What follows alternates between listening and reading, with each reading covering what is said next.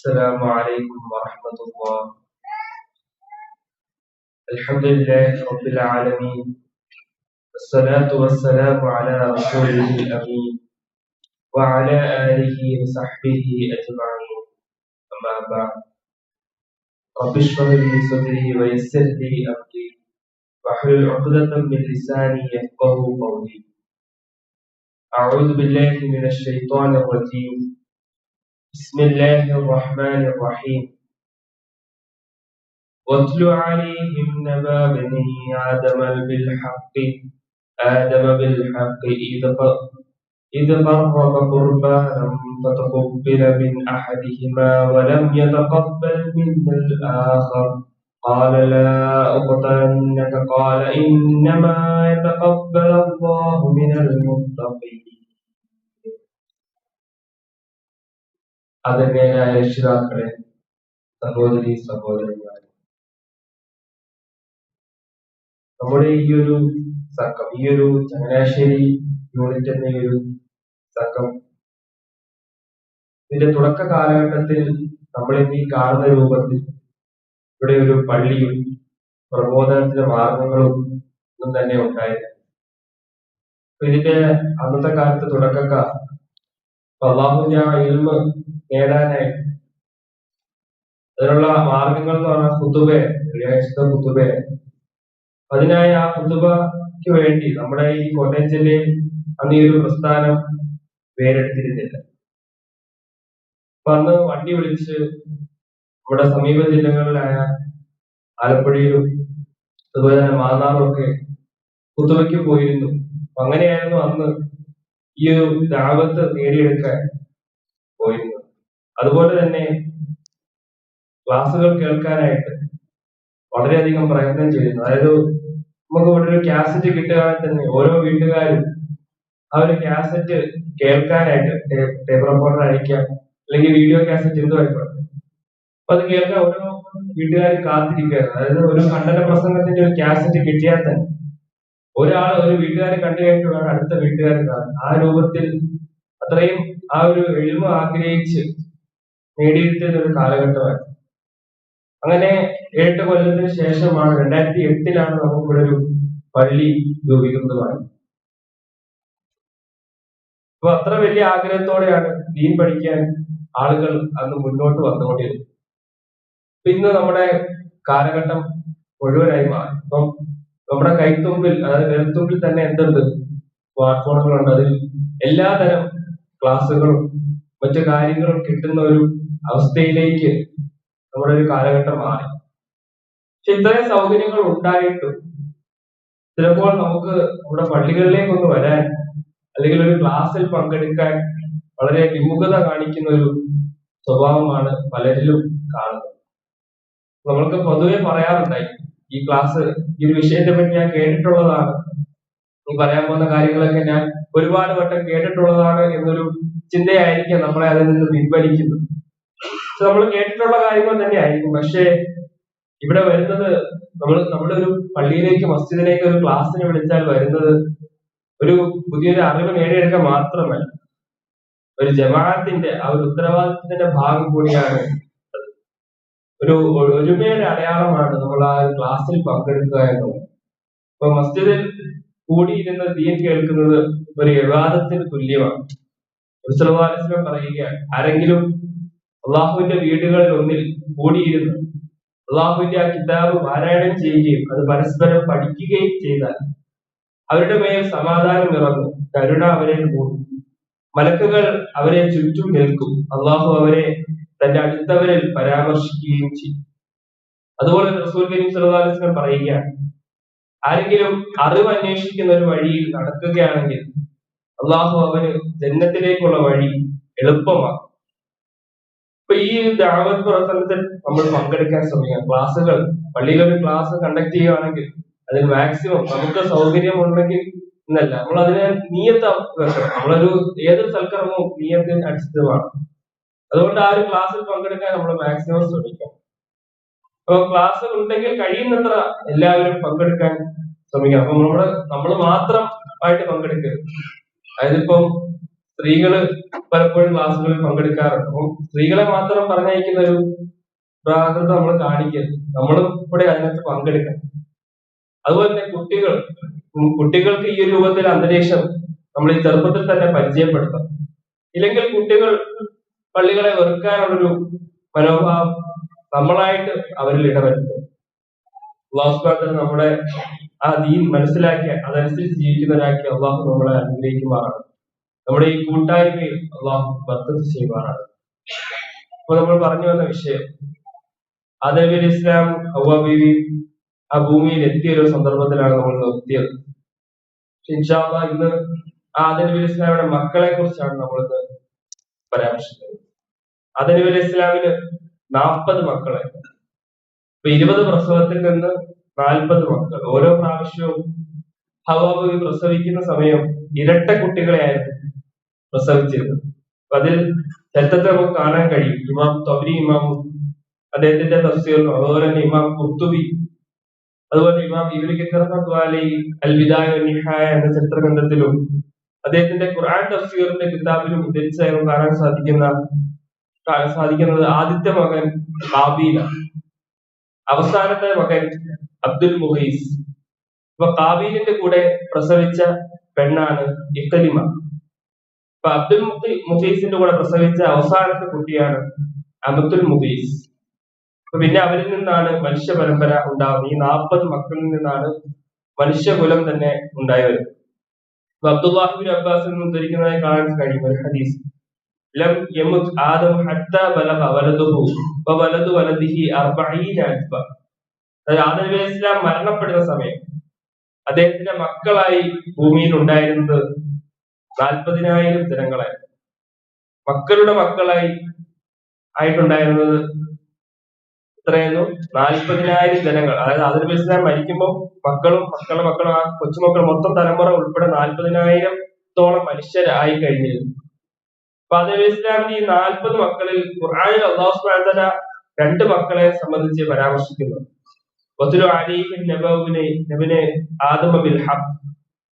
പ്രവാചകരെ അങ്ങ് അവർക്ക് ഓതിക്കൊടുക്കുക, എന്ത് സഹാബികൾക്ക് ചൊല്ലിക്കൊടുക്കാൻ നബി സല്ലല്ലാഹു അലൈഹി വസല്ലം അല്ലാഹു സുബ്ഹാനഹു വ തആല പറയുകയാണ്. നബ ഇബ്നെ ആദം, ആദമിന്റെ 2 മക്കളെ സംബന്ധിച്ച് സൂറത്തുൽ മാഇദയിലാണ് അല്ലാഹു സുബ്ഹാനഹു വ തആല പറയുന്നത്. അപ്പൊ പ്രവാചകരെ താങ്കൾ അവർക്ക് പറഞ്ഞു കൊടുക്കും, കാരണം അവർക്ക് അറിയില്ല. അപ്പൊ വഹീന്റെ അടിസ്ഥാനത്തിൽ ആ ഇൽമ കിട്ടൂല. ബിൽ ഹഖ്, സത്യസന്ധമായിട്ട്. ഇത് ഖർറബ ഖുർബാനം ഫതുഖബ്ബില മിൻ അഹദിഹിമ. അവർ 2 ആൾക്കാരും അള്ളാഹുവിന്റെ മുമ്പിൽ ഒരു കാഴ്ച വെച്ചു, ഒരു സ്വതക്ക കാഴ്ച വെച്ചു. ഫതുഖബ്ബില മിൻ അഹദിഹിമ, ആ 2 ആളിൽ ഒരാളുടേത് അള്ളാഹു സ്വീകരിച്ചു. വലം യുതഖബ്ബൽ മിനൽ ആഖർ, മറ്റേ ആളിൽ നിന്ന് അള്ളാഹു അത് സ്വീകരിച്ചില്ല. സ്വാഭാവികമായിട്ടും ആരുടെ സ്വതക്കയാണോ അള്ളാഹു സ്വീകരിക്കാതിരുന്നത് അവൻ പറഞ്ഞു, ഖാല ലാ ഖുതലന്നക, തന്റെ സഹോദരൻ ആരുടെ സ്വതക്കയാണോ അള്ളാഹു സ്വീകരിച്ചത് അവനോട് സ്വീകരിക്കപ്പെടാത്തവൻ പറഞ്ഞു, ലാ ഖുതലന്നക, ഞാൻ നിന്നെ കൊല്ലും. ആ ഒരു ദേഷ്യം. ഖാല ഇന്നമാ യതഖബ്ബലുല്ലാഹു മിനൽ മുത്തഖീൻ. മറ്റേ മകൻ തിരിച്ചു പറയുകയാണ്, ഇന്നമാ യതഖബ്ബലുല്ലാഹു മിനൽ മുത്തഖീൻ. ആ വാക്ക് നമുക്ക് ഏറെ പഠിക്കാനുണ്ട്. അത് ആദം നബി അലൈഹി ഇസ്ലാമിന്റെ 2 മക്കളെ സംബന്ധിച്ച് അല്ലാഹു സുബ്ഹാനഹു വ തആല പറഞ്ഞ ഒരു ആയത്താണ്. അതിൽ 2 ആൾക്കാരും അല്ലാഹുവിന്റെ മുമ്പിൽ ഒരു സദഖ സമർപ്പിച്ചു. ആ 2 മക്കൾ ആരൊക്കെയാണ്? ഹാബീലും ഹാബീലും. ഒന്ന് ഹാബീൽ മൂത്തയാള്, രണ്ടാമത്തെ ആള് ഹാബീൽ. അവർ 2 ആൾക്കാരും അല്ലാഹുവിന്റെ മുമ്പിൽ ഈ ഒരു സദഖ സമർപ്പിക്കാനുള്ള കാരണം അന്ന് ആദം നബി അലൈഹി ഇസ്ലാമിന്റെ മക്കൾ മാത്രമാണ്, ആ 40 മക്കൾ. അപ്പൊ അവർ പരസ്പരം ആ സഹോദരങ്ങളാണ് വിവാഹം കഴിച്ചത്. ഇപ്പൊ 20 പ്രസവത്തിൽ നിന്ന് 20 ആണും 20 പെണ്ണും, ഓരോ പ്രസവത്തിലും ഒരാണും ഒരു പെണ്ണും എന്ന രീതിയിലാണ്. അപ്പൊ ആ ഒന്നിച്ച് പ്രസവിക്കപ്പെട്ട ആ 2 ആൾക്കാർ പരസ്പരം അല്ലാതെ മറ്റാരുമായിട്ടും വിവാഹം കഴിക്കാം. ഒരേ പ്രസവത്തിൽ ജനിച്ച ആ ആണും പെണ്ണും വിവാഹം കഴിക്കില്ല. ബാക്കിയുള്ള 19 പ്രസവത്തിൽ ജനിച്ച സ്ത്രീകളുമായി വിവാഹം കഴിക്കും. അപ്പൊ ഇപ്പൊ തന്റെ കൂടെ പ്രസവിച്ച പെണ്ണല്ലാതെ മറ്റുള്ള 19 പെണ്ണായിട്ട് എന്ത് ചെയ്യാം? ഇതിൽ ആരെങ്കിലും ഒരാളെ വിവാഹം ചെയ്യാം. അതായിരുന്നു നിയമം. പക്ഷെ ഹാബീലിന്റെ കൂടെ പ്രസവിച്ച ആ ഇഖ്ലിമ വളരെ സുന്ദരിയായിരുന്നു. അതേസമയം ഹാബീലിന്റെ കൂടെ പ്രസവിച്ച ലബൂദ അത്ര കാണാൻ സൗന്ദര്യം ഉണ്ടായിരുന്നില്ല. അപ്പൊ സ്വാഭാവികമായിട്ടും ഹാബീൽ പറഞ്ഞു, എന്റെ കൂടെ എന്റെ എന്റെ കൂടെ വയറ്റിൽ ഒന്നിച്ചുണ്ടായ ആളാണ്, ജീവിതത്തിലും എന്റെ പങ്കാളിയാകേണ്ടത് എന്നൊരു ആശയം ഹാബീൽ മുന്നോട്ട് വെക്കുക.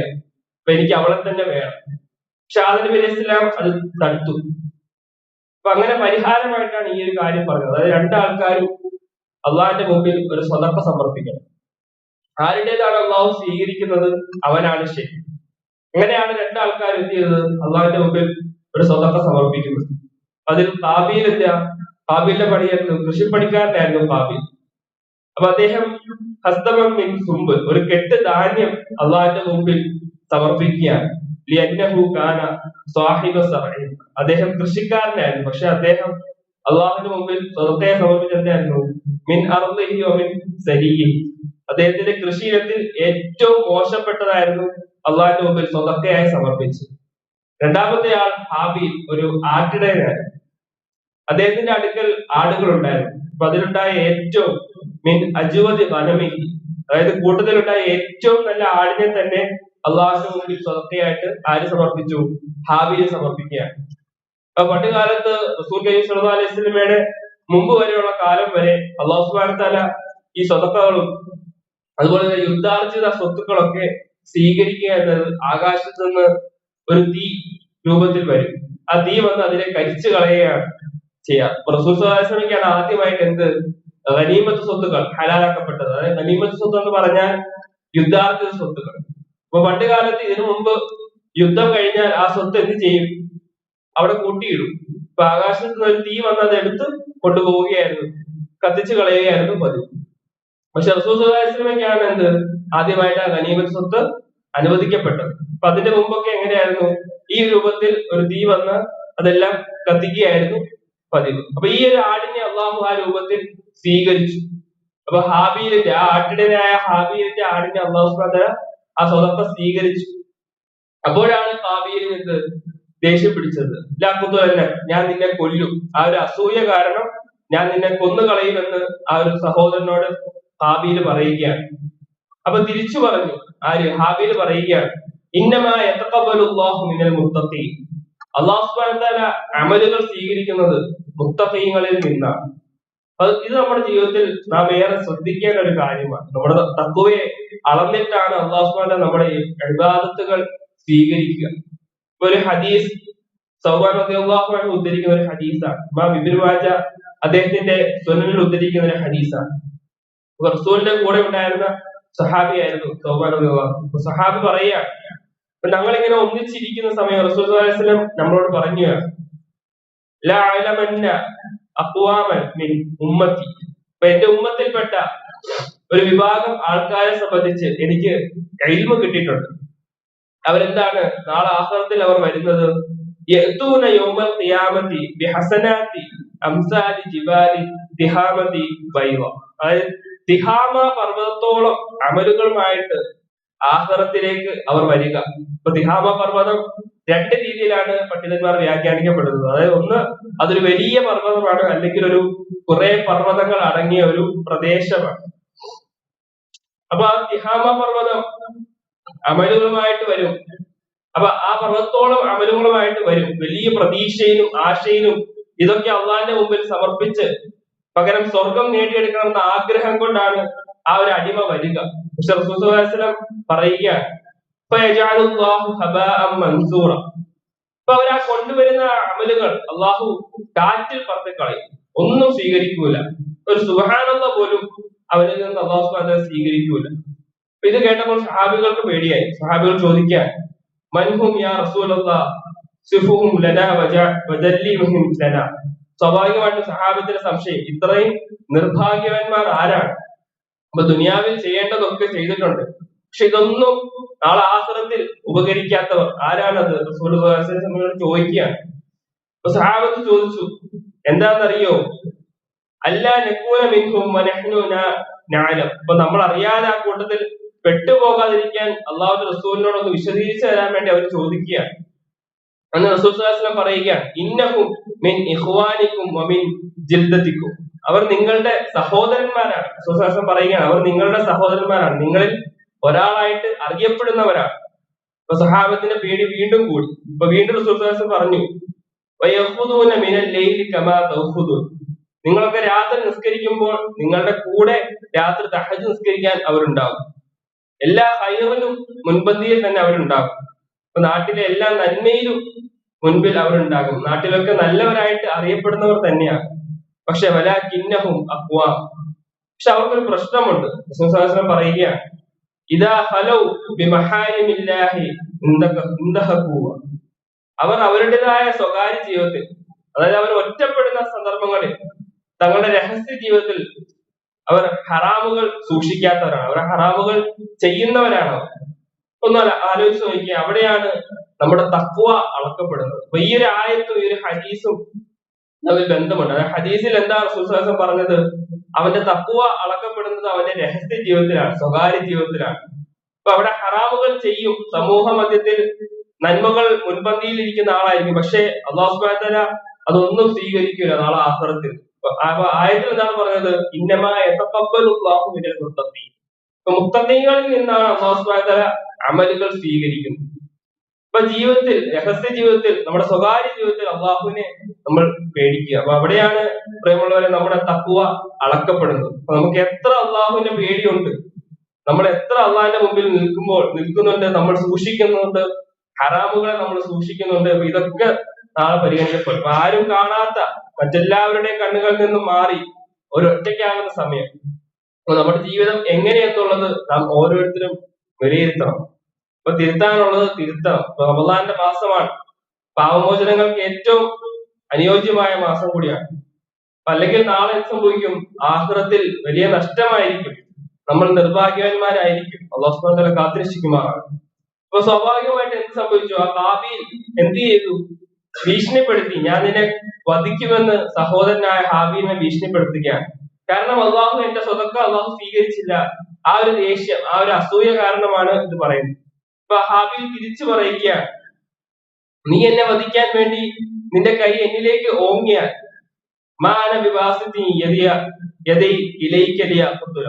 നീ നിന്റെ കൈ എന്നിലേക്ക് ഓങ്ങിയാൽ ഞാൻ എന്റെ കൈ നിന്നിലേക്ക് നീട്ടൂല നിന്നെ വധിക്കാനായി. ഇനി അഖാഫുല്ലാഹ റബ്ബൽ ആലമീൻ, ഞാൻ എന്തുണ്ട്? ഞാൻ അള്ളാഹുവിനെ ഭയക്കുന്നുണ്ട്, ഞാൻ ഒരിക്കലും അത് ചെയ്യില്ല. ഇനി ഉരീദു അൻ തബൗ ബിഇസ്മി വഇസ്മി, അപ്പൊ ഞാൻ ഉദ്ദേശിക്കുന്നത് എന്താണ്? ഹാബീൽ പറയുകയാണ്, എന്റെയും നിന്റെയും പാപഭാരം നീ പേറണം. ഫതകൂന മിൻ അസ്ഹാബിന്ന, അങ്ങനെ നാളെ ആഖിറത്തിൽ നീ നരകത്തിന്റെ ആളായി തീരുകയും ചെയ്യും. വദാലിക ജസാഉൽ ളാലിമീൻ, അപ്പൊ അതാണ് എന്ത്? ളാലിമീങ്ങൾ, അക്രമകാരികൾക്ക് ലഭിക്കുന്ന പ്രതിഫലം എന്ന് ഹാബീൽ പറയുകയാണ്. അപ്പൊ ഇങ്ങനെ സംസാരിച്ചു കൊണ്ടിരിക്കുന്ന സമയമാണ്. അപ്പൊ ഹാബീലിന്റെ മനസ്സ് മുഴുവൻ എന്താണ്? ഇങ്ങനെ നീറിപ്പൊട്ടുവാണ് ആ അസൂയ കൊണ്ട്. അല്ലാഹു സുബ്ഹാനഹു വ തആല ഹാബീലിന്റെ ആ സ്വതക്ക സ്വീകരിക്കാത്തത് കാരണം ആ ഒരു സഹോദരനെ കൊല്ലണം എന്നുള്ള ദേഷ്യം കൊണ്ട് ഇങ്ങനെ ആ മനസ്സിങ്ങനെ നീറിപ്പൊട്ടുകയാണ്. അപ്പൊ അവന്റെ മനസ്സ് അവനോട് ഇങ്ങനെ മന്ത്രിച്ചുകൊണ്ടിരിക്കുകയാണ്, അവനെ കൊല്ലണം, ആ കൊലപാതകം ചെയ്യാനായി. ഖത്ല അഖീഹി, തന്റെ സഹോദരനെ കൊല്ലാനായി. അങ്ങനെ എന്ത് സംഭവിച്ചു? ഫഖതലഹു, അങ്ങനെ ആ ഹാബീലിനെ ഹാബീൽ കൊല്ലുകയാണ്.